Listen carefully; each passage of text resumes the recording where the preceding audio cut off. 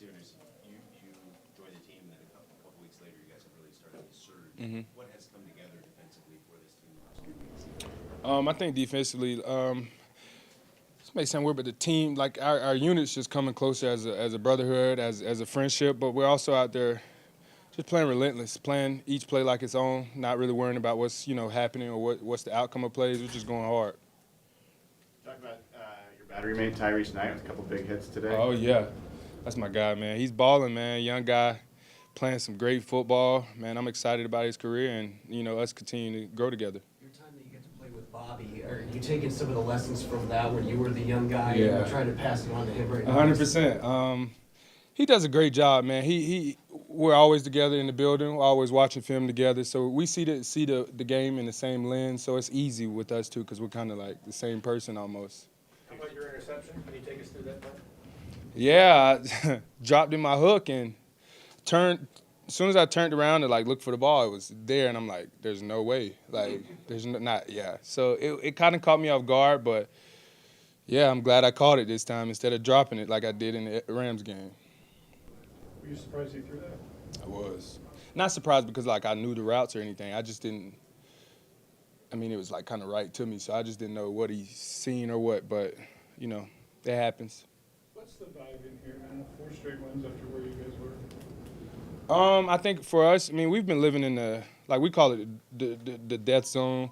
We've been living in that for the last 4 games. Each game's a playoff game in our eyes, and we've been in the playoffs 4 or 5 weeks now, just continuing to win these games, and each game is a new game for us. So we got a good opponent, a really good opponent coming in, and we got to go out there and win, and it put us in a great position to keep going and playing the playoffs. You've gone all the way to winning the Super Bowl, of course. Is the mentality of that sustainable for 2 months?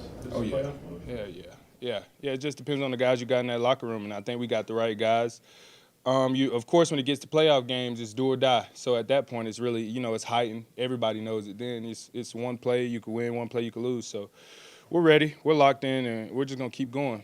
Final Arizona drive, clock's running out, game's pretty much in hand, but you could tell you guys still really cared about keeping them out of the end zone. 100%. We didn't want them to score. Didn't want the. We want to be dominant, and you can't just be dominant in certain times. You got to be dominant throughout the game. So that's one of those things we work on. What do you like about the way Coby Bryant plays? I mean, shoot, everything. His communication, the way he's just relentless to the ball. I mean, you feel real comfortable in the back end knowing that him and, J Love's back there. So he's a baller. He's a baller. How does that comfort level with J Love and Coby affect the way you and Tyrice play? You can tell that they got their communication, their own, connection, which it just feeds down to the rest of the team. And me and T-Knight, we go with no worries, knowing that they're going to communicate. That all we have to do is, stay stout in the run and then get back in our zones to give them help, and they're going to handle the rest. Talk about Coach McDonald, play calling, and having him in your headset. What's he like? Man, I wish y'all could have a day in the life of being in the headset. It's fun. It's fun. He's always talking to me.